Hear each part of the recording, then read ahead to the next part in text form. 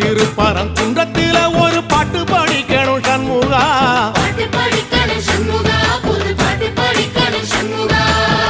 புள்ளிமயில் ஏறி வந்து நீ கேட்டு ரசிக்கணும் சண்முகா,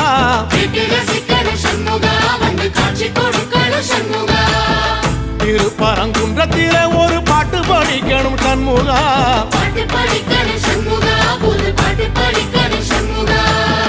புள்ளிமயில் ஏறி வந்து நீ கேட்டு ரசிக்கணும் சண்முகா,